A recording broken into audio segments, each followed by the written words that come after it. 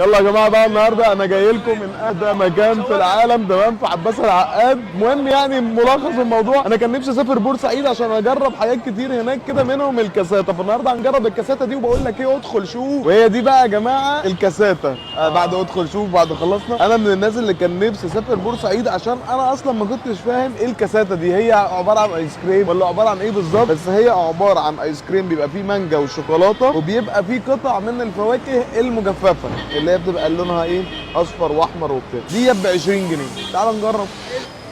هو ايس كريم وبيبقى فيه طعم الزبده شويه كده، معرفش ليه. هي الميزه انها ميكس اطعم كتير في قطعه واحده ب 20 جنيه. تاكلها في الحر ده تبقى مبسوط قوي. فانا بالنسبه لي ده نوع ايس كريم لذيذ عادي يعني، بس ما سافرلهاش بورسعيد. هي جت لنا هنا القاهره حلو يعني يعني مش دي الحاجه اللي انا لازم اسافر لها بورسعيد، لا، بس هي حلوه ولذيذه. ده شعب مصر.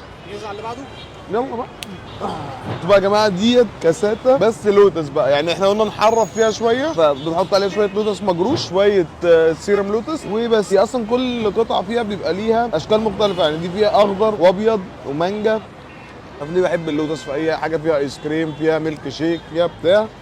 خدها كده وايه، اللي باللوتس اجمد بقى. يعني انا بالنسبه لي لو تخيرني ما بين ديت وما بين اللوتس، اعتقد فرق 10 جنيه او 15 جنيه، بس هختار اللوتس قوي. 10 جنيه كده كده اللوتس. في حاجه ثانيه يا حميده؟ ده لسه في حاجات بقى، ده في ايس كريم مش عارف مكرونه وحاجات غريبه كده. يلا بينا بقى.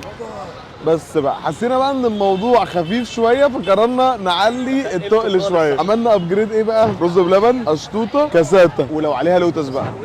لو عارف بقى لو عليها ايه كمان؟ مكسرات. تخيل اللي هو لوتس مع في حاجه يا ريس. ده انت خصوصيه. ده مش خصوص، ده بيصور معاك. ده يا جماعه حد جه جنب مصطفى بالظبط وعمل كده. ناخد بقى قطمه ايه؟ اشطوطه مع رز بلبن مع كاساتا. بس هي لو اتعملت بلوتس او القشطوطه تبقى كراميل مش كريمه، عشان كده طعم اللبن كتير قوي. يعني طعم اللبن ومع قشطه مع القشطوطه برضه فيها زبده وكريمه كتير، فتحس قصدي مع الكاساتا اللي فيها كده، كل ده مع بعضه حاسس بانفجار قشطه جوه بقك يعني. لازم اكسره بحاجه. انا هجيبها بس احط عليها لوتس. ما تيجي نجرب نعملها دلوقتي كده؟ يلا. بس يا جماعه احنا بقى رحنا حاطين عليها شويه لوتس مجروش مع القشطوطه مع الكاساتا مع الرز بلبن. زيت خفيف شويه كده تظبط الكلام بقى. كاساتا رز بلبن في حاجه كده كده شاورما قاضي يا جماعه. بس هو الفرع ده اللي هو بلبن اللي جنب ابو عز السوري. بس هو في حاجات بتحصل غريبه، بس هو في ناس بتبقى قاعده جوه الموبايل، هم مخرجين مع مصطفى مثلا، ممكن يقول له ايه، اظبط الفوكس شويه، لا مش معدوله. ابو العز تمام، ايوه. فانا اصلا ما بعرفش اصور وحد بيتفرج عليا. لا جامده قوي الكاساتا مع القشطوطه مع اللوتس مع الرز بلبن كمان، عشان الرز بلبن اصلا بتاعه سكره خفيف كده، فالميكس ده كله لطيف. تعالى بقى نخش بقى في الايه، في الحاجات اللي بعدها. يلا هم كام حاجه بسيطه قوي يعني، يلا بينا. بصوا يا جماعه، انا بالنسبه لي اختراع الكاساتا ده جامد قوي. يعني حته بالذات الكاساتا اللي بالرز بلبن والكاساتا اللي باللوتس، الكاساتا اللي بالقشطوطه، وتحط على اللي بالقشطوطه والرز بلبن تحط عليهم لوتس، تبقى انت عملت كل اللي نفسك فيه. المهم ده بقى يا جماعه اختراع، تمام؟ منزلينه بلبن، اختراع فظيع. هو بيحط الايس كريم في مكبس وينزله شبه المكرونه كده. هل هيفرق يعني في حاجه عن الايس كريم العادي؟ بس اختراع. وبيحط عليه شويه شوكولاته من فوق كده، وبعدها بيروح حاطط عليه شويه مكسرات. بالظبط.